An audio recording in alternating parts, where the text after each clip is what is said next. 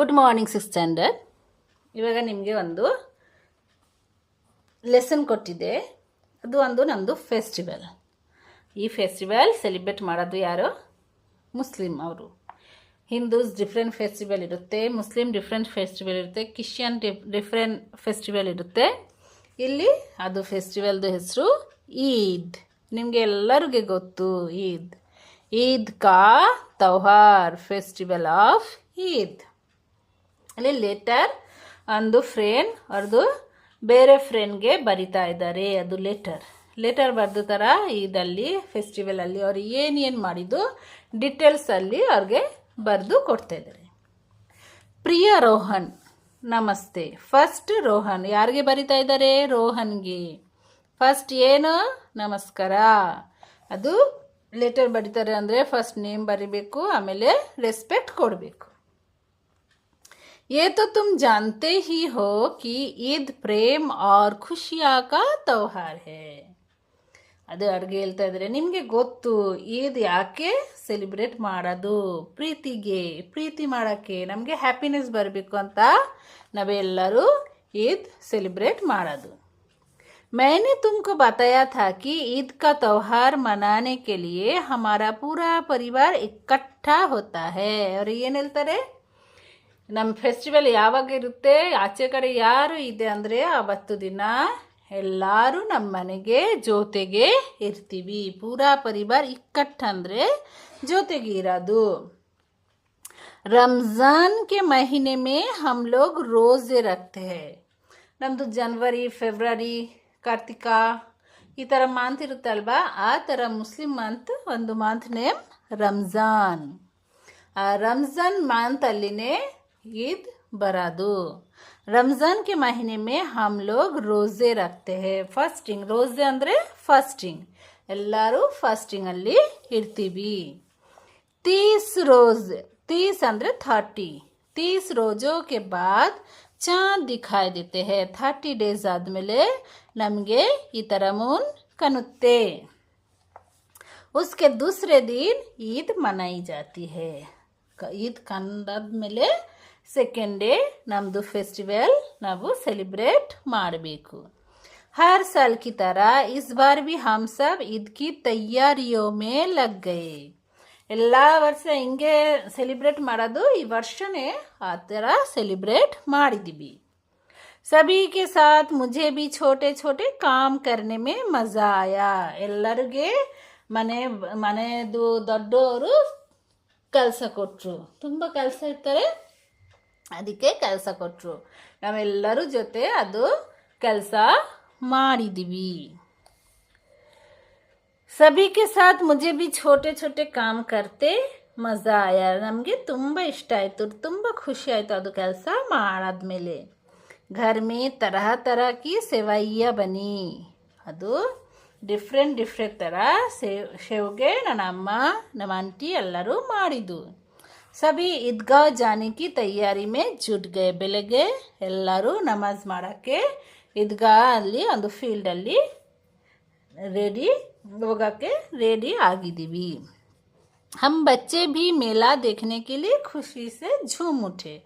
ಅಲ್ಲಿ ಒಂದು ಮೇಲಾನೇ ಹಾಕ್ತಾರೆ, ಜುಲುಸು ಜಾತ್ರೆನೇ ಇರ್ತಾರೆ. ಅದು ಎಲ್ಲರೂ ನೋಡಬೇಕು ಅಂತ ಎಲ್ಲರಿಗೆ ಖುಷಿ ಆಯಿತು. हम बच्चे भी मेला देखने के लिए खुशी से झूम उठे. मेले में खर्च करने के लिए सभी बच्चों को पैसे मिले. इसे ईदी कहते हैं. ಆವಾಗ ಎಲ್ಲರೂ ದೊಡ್ಡವರು ಚಿಕ್ಕವನಿಗೆ ದುಡ್ಡು ಕೊಡ್ತಾರೆ. ಆ ದುಡ್ಡು ನಾವು ಏನು ಮಾಡಬೇಕು?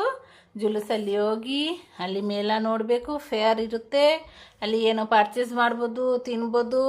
ಅದಕ್ಕೆ ಎಲ್ಲರೂ ದುಡ್ಡು ಕೊಡೋದು. ಆ ದುಡ್ಡು ಕೊಡೋದಕ್ಕೆ ಯಾರು ಅದಕ್ಕೆ ಹೇಳ್ತಾರೆ ಈದಿ. ಅದು ಹೆಸರು ಈದಿ, ಗಿಫ್ಟ್. मेरा छोटा भाई रहमान सबसे पहले नहा धोकर नया कुर्ता पजामा और टोपी पहनकर ईदगाह जाने के लिए तैयार हो गया. अब ಬರ್ದಿದ್ದು ಲೆಟರ್ ಅಬ್ದುಲ್. ಯಾರು ಬರ್ದಿದ್ದು? ಅಬ್ದುಲ್. ಅವ್ರ ತಮ್ಮದು ಹೆಸರು ರೆಹಮಾನ್. ಅವರು ಏನು ಮಾಡಿದ್ದು?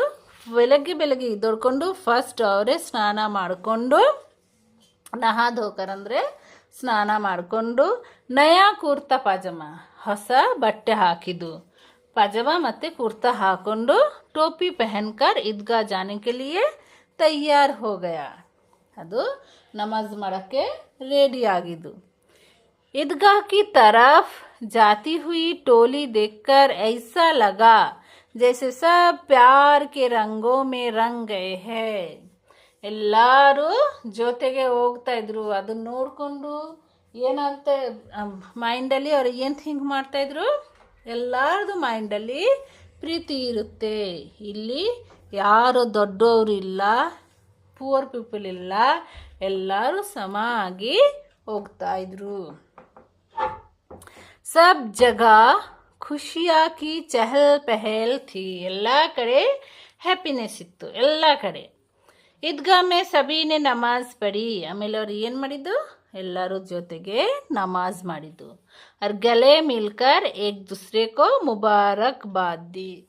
ಮತ್ತು ಎಲ್ಲರೂ ಎಲ್ಲರ ಜೊತೆ ಹಾಗೆ ಮಾಡಿಕೊಂಡು ಹ್ಯಾಪಿ ರಂಜಾನ್ ಹೇಳಿದ್ದು. ईदगाह के बाहर मेला लगा देख बच्चों ने दुकानों पर धाबा बोल दिया. ಅದು ನಮಾಜ್ ಮಾಡೋಕ್ಕೆ ಎಲ್ಲಿ ಹೋಗಿದ್ದು, ಅವ್ರ ಪಕ್ಕನೇ ಮೇಳ ಇತ್ತು. ಅದು ಫೇರ್ ಅವರೇ ರೆಡಿ ಮಾಡಿದ್ದು. ಎಲ್ಲ ಮಕ್ಕಳಿಗೆ ಅದು ನೋಡಿ ಬೆಲೂನ್ ಸಿಗುತ್ತೆ, ಚಾಕ್ಲೇಟ್ ಸಿಗುತ್ತೆ, ಈ ಥರ ಏನೋ ಸಿಗುತ್ತಂತ ತುಂಬ ಖುಷಿ ಆಯಿತು. ಎಲ್ಲರೂ ಅಲ್ಲಿ ಹೋಗಿಬಿಟ್ಟಿದ್ದು.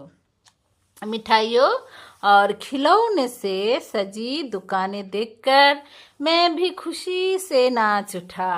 ತುಂಬ ಥರ ಬೇರೆ ಬೇರೆ ಥರ ಟಾಯ್ಸ್ ಇತ್ತು. ಅದು ನೋಡಿಕೊಂಡು ಅವ್ರಿಗೆ ತುಂಬ ಖುಷಿ ಆಯಿತು. मैंने और मेरे भाई रहमान ने भी खिलौने खरीदे. ಅಬ್ದುಲ್ ಮತ್ತು ಅವ್ರ ತಮ್ಮ ರಹಮಾನ್ ಇಬ್ಬರು ಜನ ಅದು ಆಟ ಆಡೋಕ್ಕೆ ಟಾಯ್ಸ್ ಪರ್ಚೇಸ್ ಮಾಡಿದ್ದು. शाम को अजमल, शोहन और नसीब ईद की मुबारकबाद देने के लिए हमारे घर आए. ಮತ್ತು ಸಾಯಂಕಾಲ ಅವ್ರ ಫ್ರೆಂಡ್ 3 ಜನ ಫ್ರೆಂಡ್ ಅವ್ರ ಮನೆಗೆ ಬಂದಿದ್ದು ಹ್ಯಾಪಿ ರಂಜಾನ್ ಹೇಳೋಕ್ಕೆ. ಅವ್ರದ್ದು ಹೆಸರೇನು, अजमल, सोहन, नसीब. हम सभी ने मिलकर तरह तरह की सवैया खाई और खूब मस्ती की. ಮತ್ತು ಅವರ ಜೊತೆಗೆ ತುಂಬ ಆಟ ಆಡಿದ್ದು, ಮತ್ತೆ ಬೇರೆ ಬೇರೆ ಥರ ಸ್ವೀಟ್ ತಿಂದಿದ್ದು. हमने इस त्योहार को धूमधाम से मनाते हुए विदा किया.